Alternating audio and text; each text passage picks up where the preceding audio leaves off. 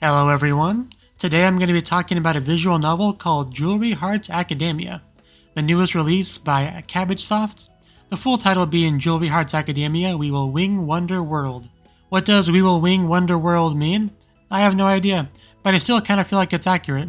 And more importantly, I really appreciate a dedicated attempt at alliteration. This is my first time doing a visual novel review, so feel free to give feedback in the comment section below. I will try to keep spoilers to a minimum in this review. If you already know you want to read this VN, I suggest you just go ahead and do it while knowing as little as possible. I think that will give you the best experience. Okay, so I really enjoyed my time with this visual novel. Despite having Academia in the title, the events of the game are world scale. The Academy is definitely the most important place though. The story involves characters battling with superpowers, getting into philosophical debates, sometimes during battles with superpowers, the power of friendship, dealing with deep-seated hatred of another race, and many twists and turns, all while being very well written. So hopefully that got you hooked into it. Now let's talk about the visual novel in a bit more detail. What is this VN about? The main protagonist, Soma Jace, is a spy for an organization called Twilight Federation, and his current job assignment is to infiltrate the Academy of Jewelry as a student in order to find out and steal the Philosopher's Gemstone. As you might have guessed, the Academy specializes in researching gems. Although we're not talking about standard gems, we're talking about a special type of gem that's unique to this visual novel, and it's formed by a person's will. I mean it very literally, like a magical gem that materializes into existence if a person has a strong enough specific will. That's what we're talking about here.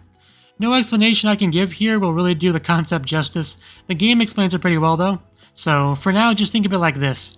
A small number of people in the world have a magical rock that gives them superpowers due to having a strong enough will. The Philosopher's Gemstone is a powerful legendary gem that is said to be somewhere at the school. Finding it and stealing it is Soma's main goal. But he is also supposed to get into the elite class known as Diamond Class, so he can use a special privilege to invite guests to the school during a certain event. The idea is to invite family, that's how it's usually used, but of course, Soma would use it to invite more agents from his organization. Things don't go according to plan, and he ends up in something called Pegasus Class, which only consists of 6 members, none of which want to be there, mostly. Not including the spoilery flash forward that the game starts with, the first real CG you get is of them looking like they would rather be anywhere else but there, which I found fairly amusing. Oh yeah, did I forget to mention there are beast people in this game? Yeah, Soma's class has a wolf boy, and more importantly, a motherfucking adorable tiny cat girl. Honestly, if somebody wanted me to read this thing, that's all they needed to say.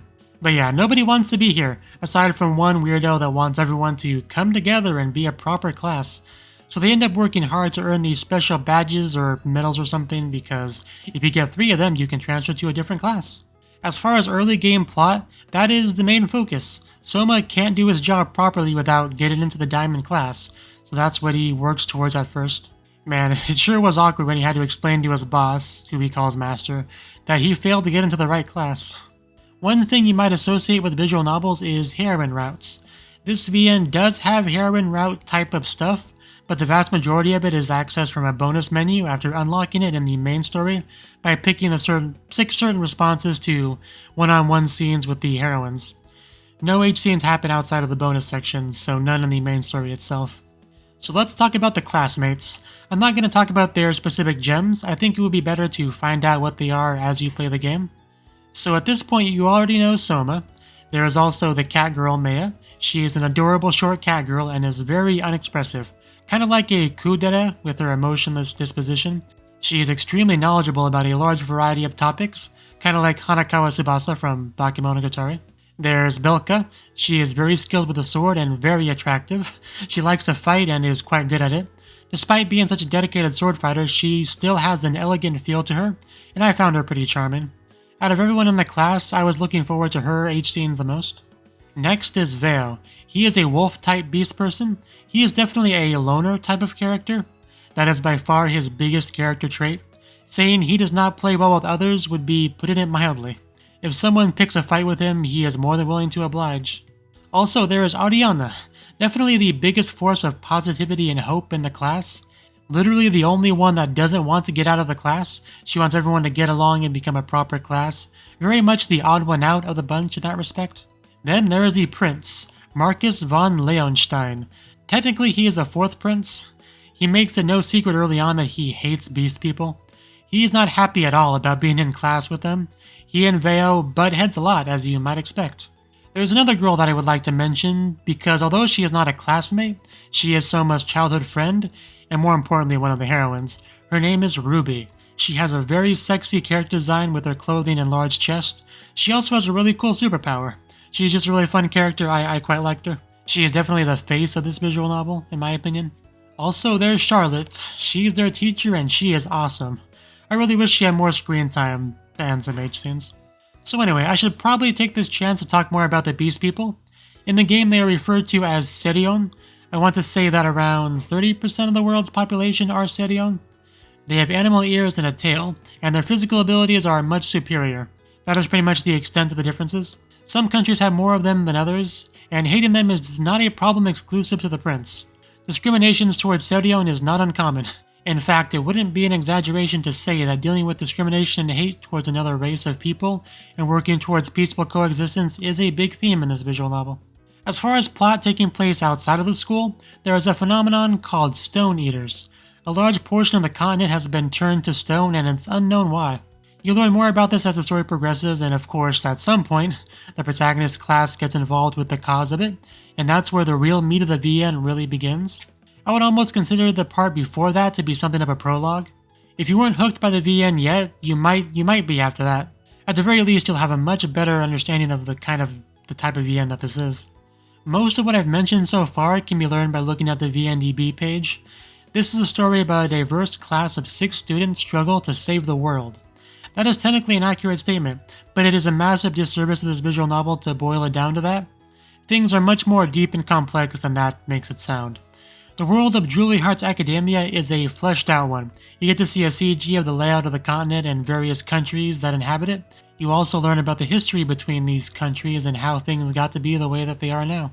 You are introduced to characters that have their own idea of how the world should be, and the wills/gems of those people clash. I say wills/gems, but they are really one and the same. In fact, when your will is broken, your gem shatters as well, and you lose your cool superpowers. Although there are also cases where you can get a new will/gem and get new superpowers, but it's said to be really uncommon. To be honest, I'm kind of tiptoeing around talking about the story in depth because I can't say much about the story without spoilers. Like, even what I've done so far is more spoilery than I would have liked to have done, but any less than that, I feel like I couldn't talk about it enough to even do a review of it. But yeah, make no mistake, this VN has twists and reveals. In fact, there was one twist that, upon its reveal, made me stare at my monitor in disbelief for about a minute while I just processed it all, and various things that I was a little bit confused about wasn't properly explained suddenly made sense. It's also the same twist that makes it very difficult to talk about the story without spoiling it. This VN touches on a lot of things: friendship, discrimination, morality, destiny, the right to life, coexistence. It's definitely not a pure slice of life visual novel. Is it right to hate an entire race of people because a small number of them did something horrible to you? Obviously most of us would say no.